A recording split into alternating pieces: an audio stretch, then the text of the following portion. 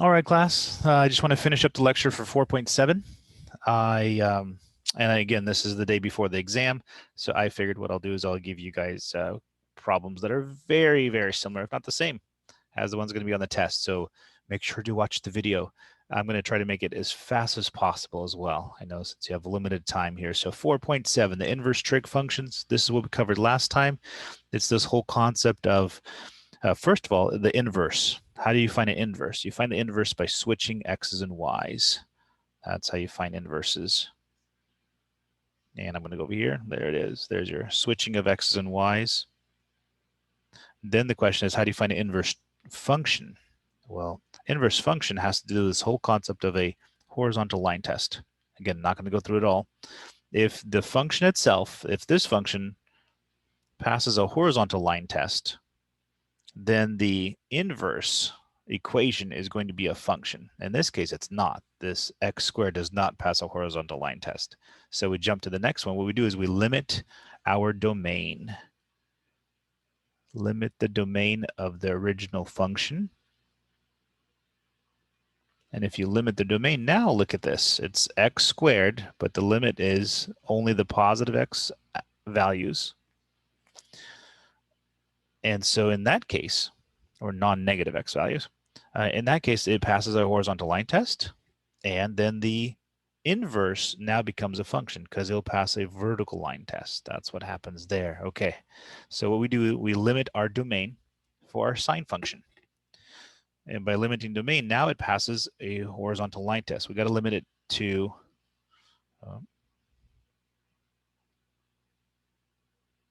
from negative infinity, from negative pi over 2 to pi over 2. Let me get a different color here. Okay, so we limit it to here. By limiting our domain for our sine function, we can make an inverse sine graph, which also is a function. And we're going to, so there's kind of two things here. First of all is the graph itself. We've made a graph of the inverse sine function. And so it used to, the y values used to go from -1 to 1. Now what happens is the x values go from -1 to 1. The x values on the original sine curve went from negative, or we limited domain from negative pi over 2 to pi over 2. And now the y values are from negative pi over 2 to pi over 2. Okay, so if that is the case, notice it's not the whole entire range of all the stuff, of all the y values. We have a specific range for y values that we can look at. So if we go back to unit circle, and so here's kind of two things here. We have a graph of it, and then we do have to go back now, back to the unit circle.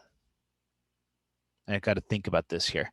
If the y values are limited from this little part right here, from negative pi over 2, and it stretches out to positive pi over 2, and that's it. There's no other values I can get. If we go back to the unit circle, we're thinking about, okay, when do we have a positive pi over 2? This is 0 right here.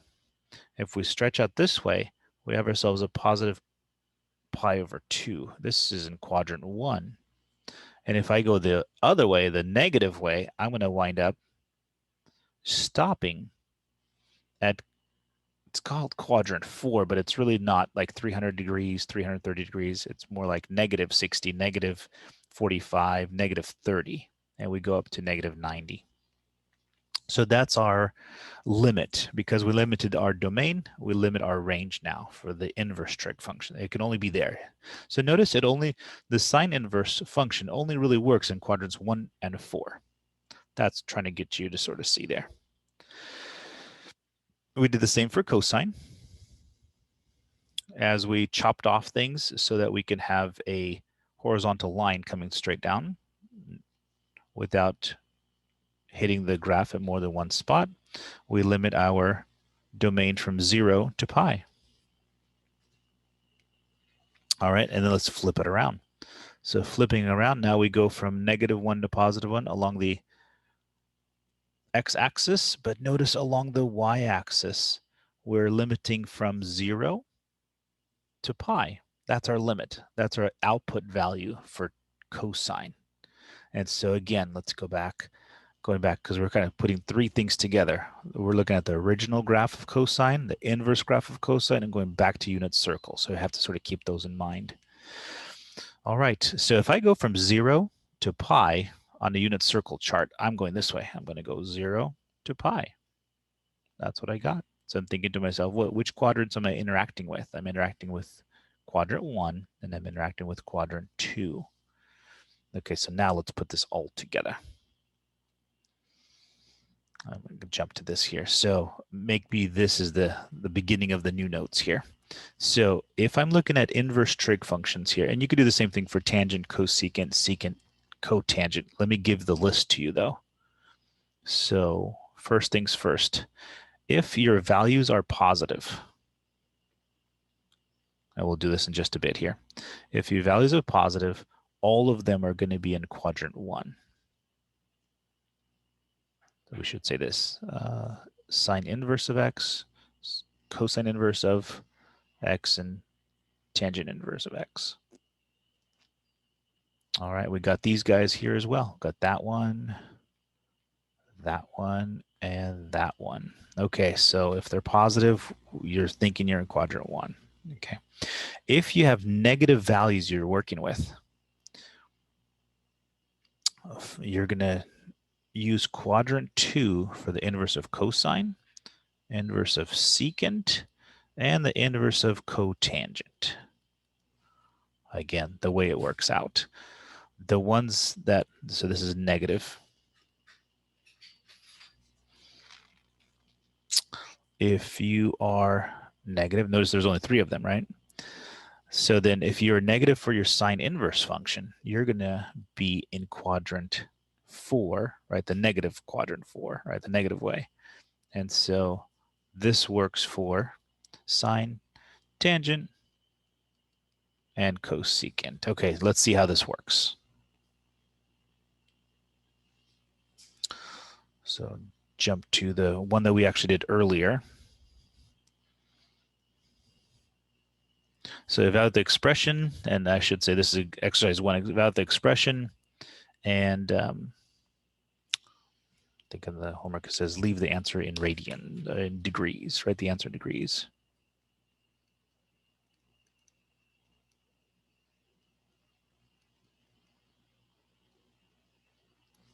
In degrees. So in this, notice we're just, this is going to be our answer here. 30 is going to be our answer in just a little bit here. But sine inverse of 1/2. Notice that is a positive number. Since it's a positive number, I think to myself, oh, that's quadrant 1.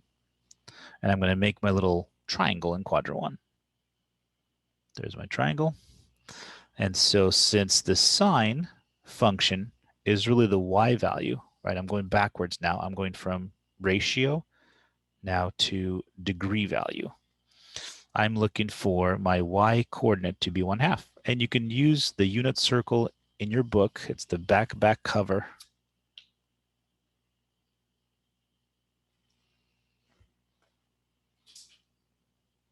of your textbook.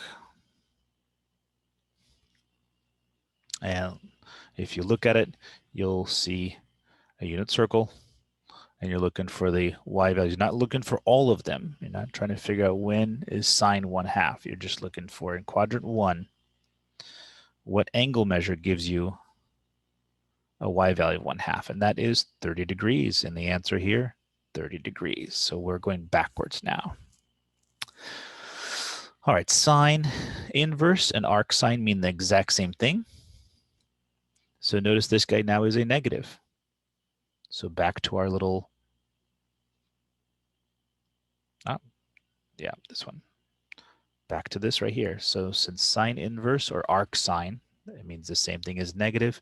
And now I'm looking for answers in quadrant 4. And so when I make my little triangle here, I'm going to put it to quadrant 4 like this. There's my triangle. And now I'm looking for the y value of negative √3/2. And then I'm thinking about what is the angle value right here. The angle value is well, on the unit circle, actually, it's 300, right?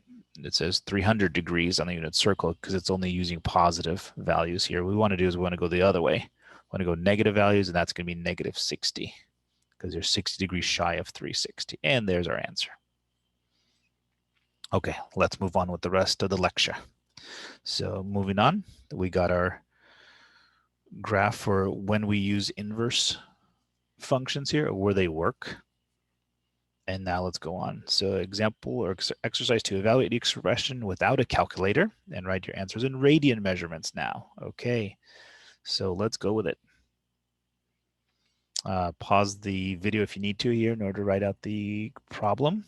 And if we're ready for the solution, let's go with it here. So sine inverse of -1. So I'm thinking to myself, I'm going to do this. And because it's a negative, I'm thinking quadrant 4. Oh, and this one's an interesting one because this is -1. So I'm looking in this little shape right here, and notice all the way down here, 0, -1 is what I'm going for. Y value of being -1. And the question is, what is this angle measurement right here? And that gets you all the way to a corner. So then it would have to be 90 degrees. On our unit circle, it does say 270, right? So it's 270 degrees for that, but we know it's -90.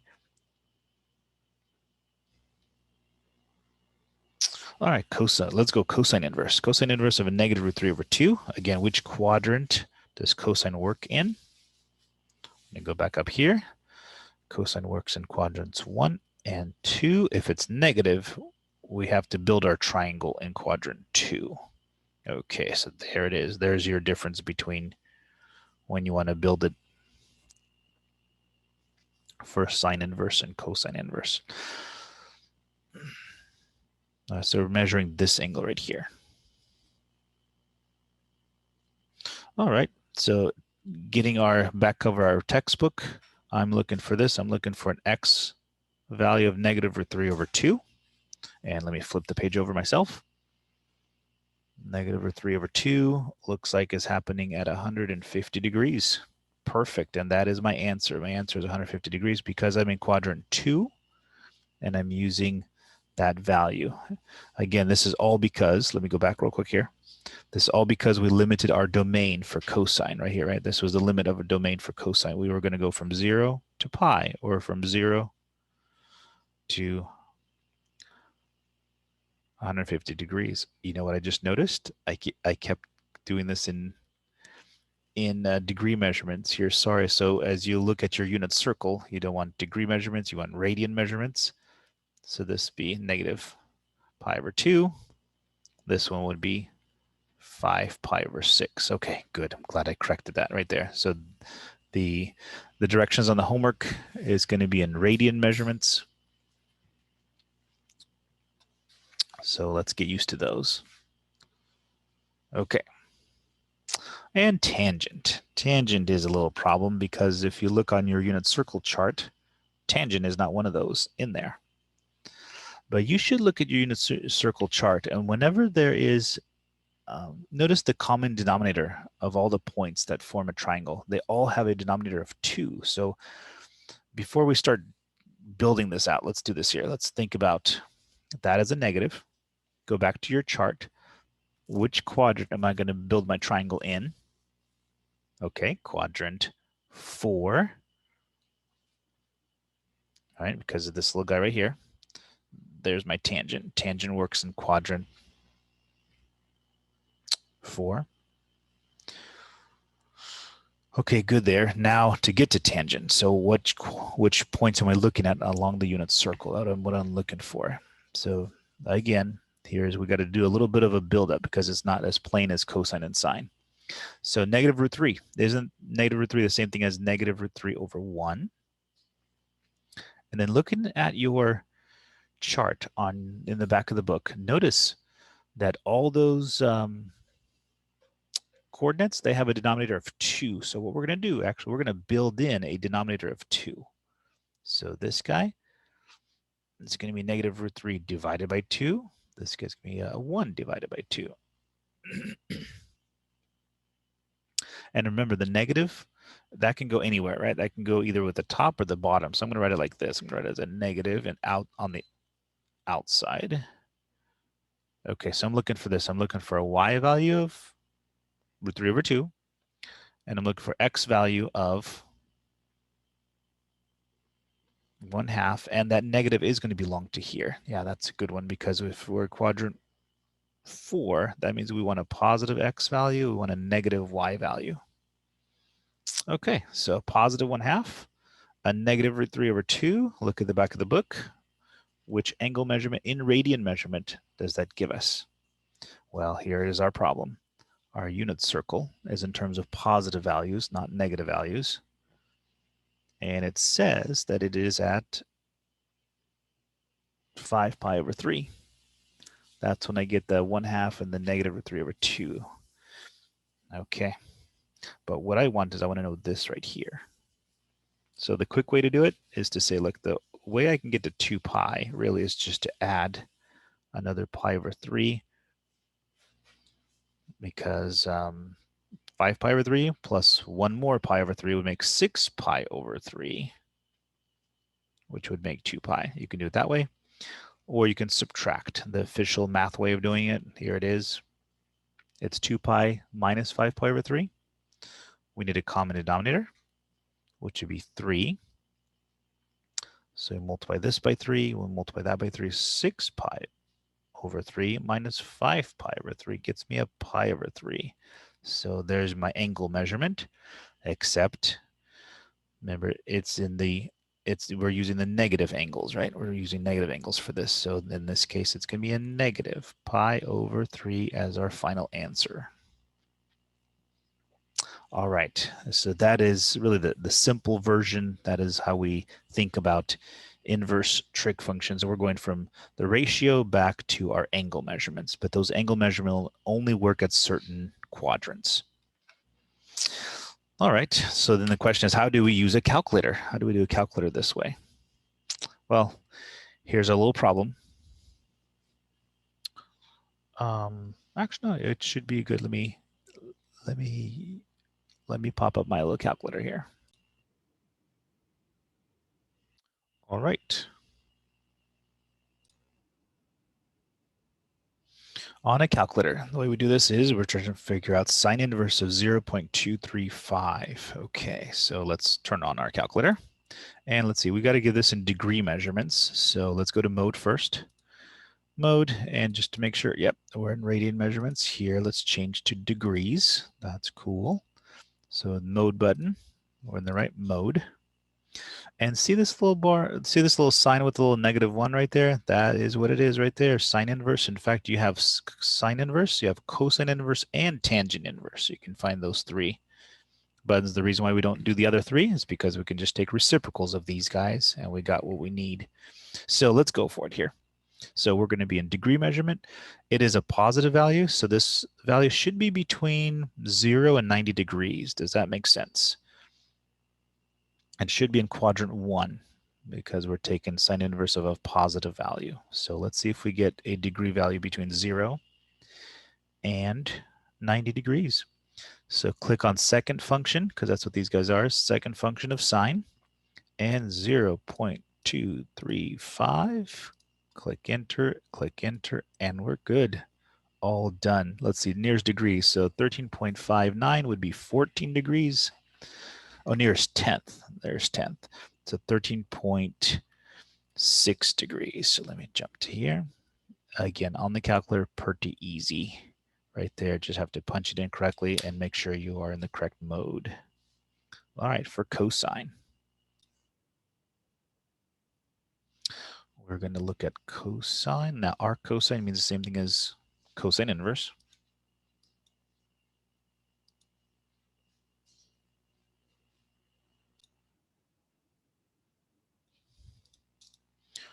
All right, and let's see.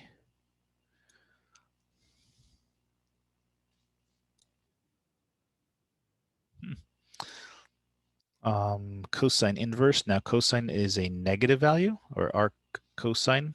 We're going to take a negative value of it, so that will be in quadrant 2. It's negative. So we're expecting an answer value between 90 and 180, 90 degrees and 180 degrees. Let's go for it here. So our cosine is the same thing as cosine inverse. So we're already in degree measurement here. That's perfect. So now we're going to put a little negative 0.123, punch it in, and we're good. 97.1. That looks good to me. So 97.1 degrees. That should be what we need here. So 97.1. Whoa, not percentage, just a degree value.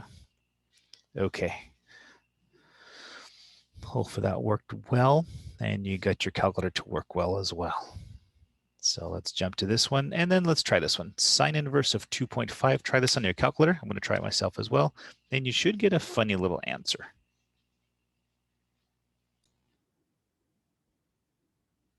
All right, and hopefully you've tried it. Okay, sine inverse of 2.5, and we go and we get this right here. We have a domain error on our hands. And the question is, how come? Well, it is because, let's go back to our inverse trig functions here, right? The inverse sine curve, as we did the first time, this is y is equal to sine inverse of x. Our domain is from -1 to +1, right? That's the only time, that's the highest value that and the lowest value that sine gives us.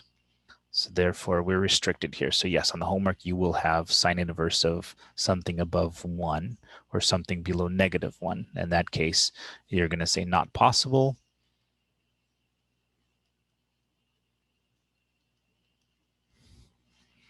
Or there is no answer, something along those lines. Okay, so next piece. And this one to think things through here on. We're going to evaluate, and here's what we want to do. We want to find the inverse trig function. We want to go from the ratio here, whatever this ratio is, and we want to go find the degree value. But then also what we want to do is, after finding the degree value, we want to get back to the ratio and say, Mr. NG, that looks kind of dumb, first of all, because what's going to happen is all these terms are just going to give us the exact same thing. And so let's try it. Let me erase this here, and let me start the process here. And yes, start off easy, and then we'll get a little bit more complicated as we go. So we're going to try to find cosine inverse, and then we're going to get cosine out of this deal. So also notice that these are not angle measurements that we would know. These are not on our unit circle either. And so if we think about this here, we can say to ourselves, you know, I know for sure that this is at least going to be in quadrant 1. True? Because it is a positive 3/5. So I'm going to make my little angle here. Triangle is going to be in quadrant 1. And then I also know that this technically is my x coordinate is 3/5. I don't know what the y coordinate is. And then this one is 1 right here, because I made it to be the unit circle. So what I want to do is I want to go from cosine inverse. And what's going to happen is this is going to be some kind of angle measurement. Good there? And because it's some kind of angle measurement, I don't know what it is, but isn't this causing this angle measurement to be here? So in this case, because we're already in quadrant 1 and we're looking at cosine inverse, we're getting to our angle measurement, but then we want to go back to our ratio. So this is so cool. This is when the function itself will undo the work of the inverse function and will give us the same exact value. We go from ratio, we get to our angle, because that's the inverse function. But then we take our angle and we get back to our ratio, because that's the function itself. So it works well for inverse functions. It doesn't work well when we start off with the function itself, because notice 330 degrees is down here. And that's not where cosine inverse works, because cosine inverse works in quadrants 1 and 2 only. And so in this case, it's going to be a little bit different. Let's go for it here. So in some cases, the function and the inverse function are going to just cancel themselves out. That happens when we start off with the inverse function already, and we work in the quadrants that normally the cosine inverse function works, or the inverse trig function works. So now let's look at this one here. So this one we do have to do in stages. What is cosine of 330 degrees? We look at our unit circle chart. 330 degrees, cosine is a positive root 3 over 2. I don't care what the y value is. I just know that that is it right there. Here's my ratio. Okay, so then in that case, it's going to be cosine inverse of root 3 over 2. So that what that makes, it actually makes it almost like flips it up back into quadrant 1. So notice it's positive. Cosine inverse only works in quadrant 1 and 2. If it's positive, it only works in quadrant 1. And we have ourselves cosine inverse of root 3 over 2 in quadrant 1 to be, in this case, 30 degrees. So we went from trig function to ratio, and then from ratio back to the degree value that makes it happen. In this case, if you're not working in the quadrant that normally the inverse function works in, the answers will be different from one another. Okay, so that was the two intro questions or problems here. Let's go through the ones that are actually inside your exam. So I want to know, evaluate sine inverse of 3/5. And so we start off this right here. So 3/5 is in quadrant 1. That's perfect. That's in quadrant 1. And I guess maybe one more thing to mention here, because we were going to do this in just a little bit here. So notice that the sine inverse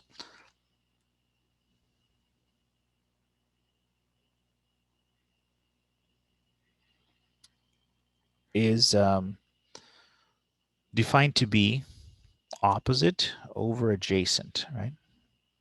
Opposite over hypotenuse, actually. The sine function is, again, opposite over hypotenuse. So in that case, those two are undo each other's work perfectly because they're undoing the ratio themselves here. So if we pop into here, this is 3/5 because that's what it said. The y value is 3/5. We're in quadrant 1. We're going to go back to theta, to our angle measurement, and then the sine function itself is going to get us back to 3/5. So in this case, the function has undone the work of the inverse function. Same thing, 3/5.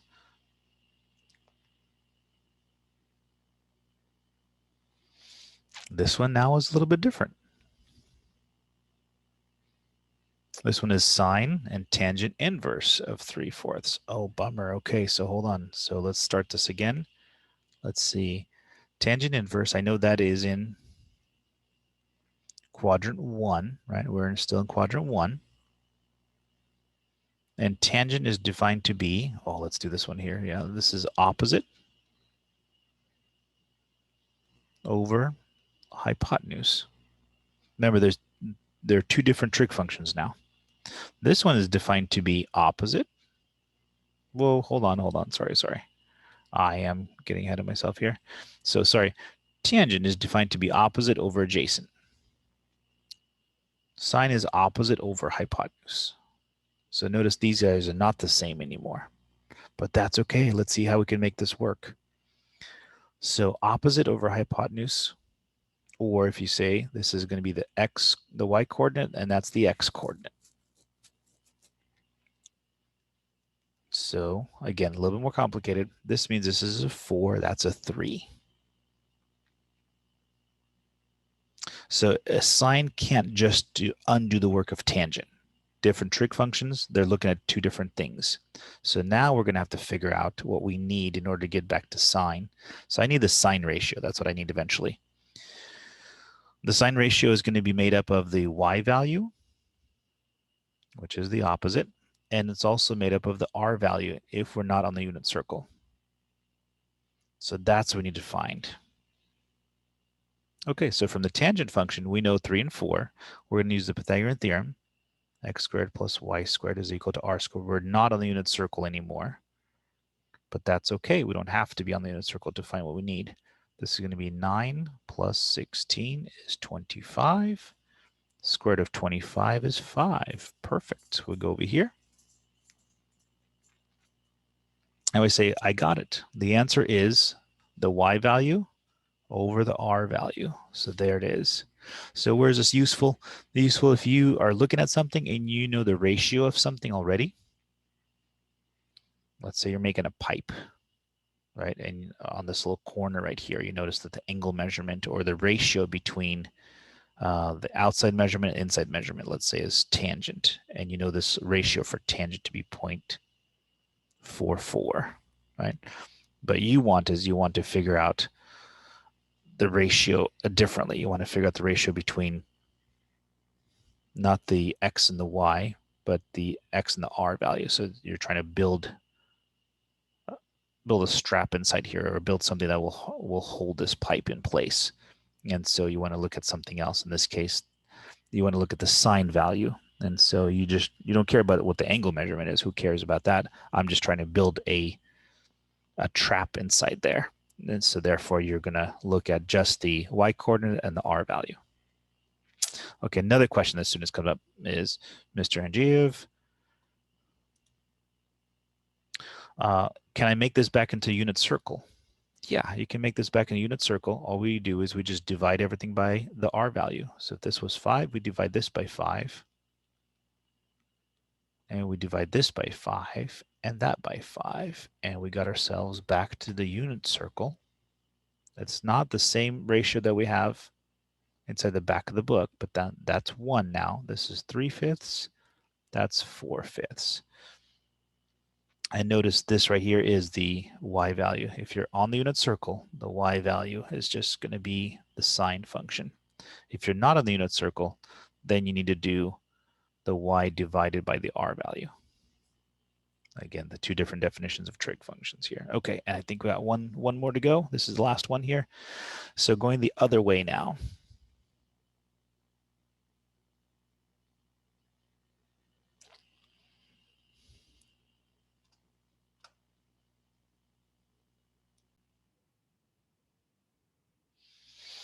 We're going to figure out this right here. So cosine, notice this is the trig function. It's not the inverse trig function. So we've got to be careful for our domain. And so think about 7 pi over 6. Where in the world is 7 pi over 6 as an angle measurement? 7 pi over 6 is going to be all the way over here. It's a little bit beyond. Okay. So that's in quadrant 3. Where does the inverse cosine function normally work in? The inverse cosine function normally works in quadrants 1 and quadrants 2.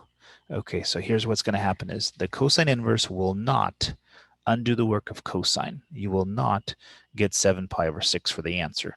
It does not do this. You can't just cancel these out because the angle measurement is not in the quadrants that the inverse function normally works in. All right, so then we've got to do it step by step then. So cosine is 7 pi over 6. Take a look at your chart in the back, and I want to know the angle measurement that makes that true. 7 pi over 6, back of your chart here, and I think we get a negative root 3 over 2. That's the unit circle chart in the back of your book. Okay, that's cool. So then cosine inverse of negative root 3 over 2. So now we're looking for something in quadrant. Let's see, it's negative right over here, right? And let's look at our chart again. I'm going to go back really quick here. I'm looking for this right here, right? The cosine is a negative value, cosine of x negative value. I'm going to look in quadrant 2 for the answer. All right, so I'm looking for something in here. And that's going to be my angle measurement. And it looks like I'm in radians as well. All right, so again, my little unit circle chart, I'm looking for a negative root 3 over 2 along that chart, and that happens to be at 5 pi over 6. And the answer to this guy, again, 5 pi over 6. So we do have to be careful. We start off with the trig function already. It could be possibly be not working in the normal quadrant that the inverse function works in. All right, and that is it for today. See you guys tomorrow. All right.